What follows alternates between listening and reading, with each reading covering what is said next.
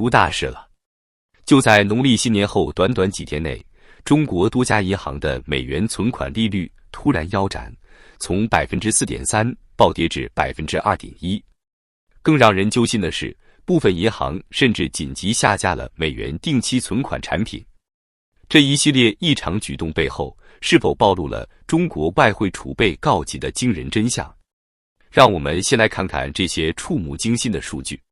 江苏银行的享盈保美元定存产品在春节前还傲视群雄，1万美元起存的1年期利率高达 4.3%。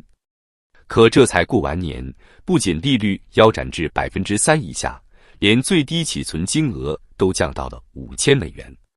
更让人细思极恐的是，这款产品在调整前还经历了一轮神秘的下架重上架过程。南京银行的遭遇更是惨烈。据上海某网点工作人员透露，他们的新汇天美元存款产品从2月8日起就被迫大幅降息，3个月期美元定存利率直接从 4% 以上跌到了 2.1%， 这简直就是金融版过山车。杭州银行也没能幸免，该行在2月10日前的3个月期美元定存还能给到 4.4% 的高利率，可现在呢，只剩下可怜的 3.55% 了。一位华东地区城商行内部人士更是爆料，我们已经降了好几轮了，差不多2个月就来一次，去年11月底还能给到 4.05% 的利率，现在连 4% 都保不住了。更吓人的是，目前多家国有大行和股份制银行的1年期美元定存利率已跌至 2.8% 左右，部分股份行甚至低至 0.8% 至 2.1%。而在华北地区，某城商行的美元定存利率已经惨跌至 0.35%， 这个数字简直令人不寒而栗。而与此形成鲜明对比的是，外资银行如东亚银行、渣打银行的美元存款利率却岿然不动。这种诡异的双轨制背后，到底隐藏着什么不可告人的秘密？有分析师指出，这波美元存款利率的大跳水绝非偶然。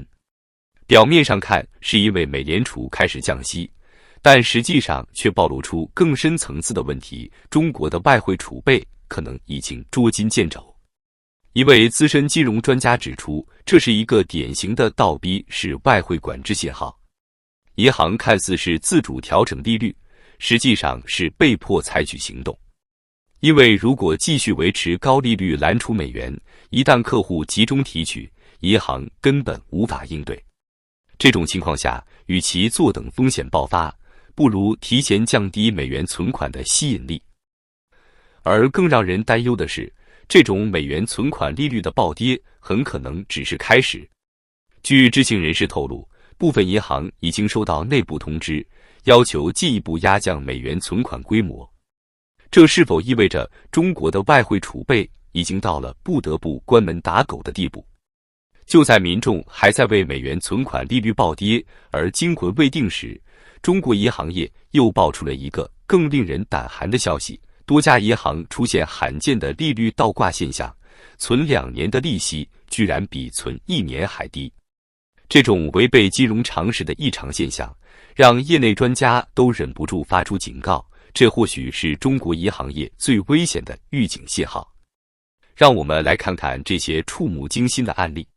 山西怀仁农商行的最新存款利率表显示，1年期定存利率为 1.75%， 而2年期却只有可怜的 1.45%。简单算一笔账，如果你存100万，存1年能拿到17500元利息，存2年反而只有14500元。这种反常的现象，在正常的金融市场上简直闻所未闻。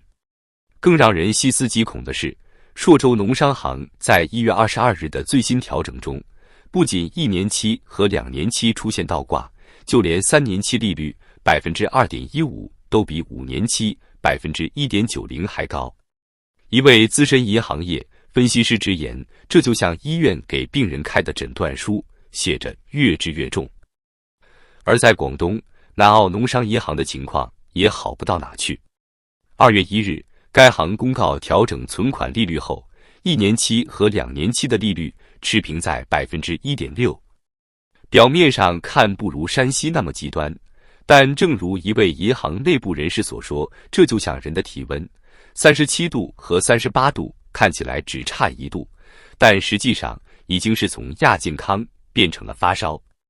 根据第一财经的最新统计，近1个月内已经有包括怀仁农商行、朔州农商行、临川县联社、广东南澳农商银行、瑞穗银行在内的至少5家银行出现了存款利率倒挂现象。而这可能只是冰山一角。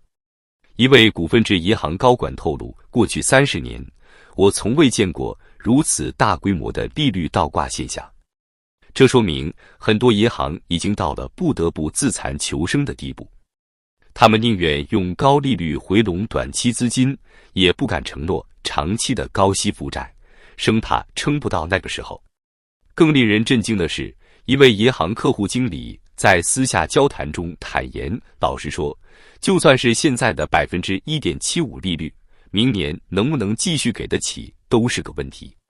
现在银行就像在打饥饿游戏，能活一天是一天。有金融专家分析认为，这波利率倒挂潮背后隐藏着3重危机。首先，这表明很多银行已经现金流告急，他们不得不用高利率吸引短期存款，以解燃眉之急。就像一个人急需用钱，宁愿借高利贷，也要救一时之急。其次，银行不敢承接长期存款，暴露出他们对未来前景极度悲观。正如一位分析师所说，这就像航海的人看到了暴风雨的信号，赶紧收帆避险。最后，也是最可怕的是，这种行为很可能会形成恶性循环。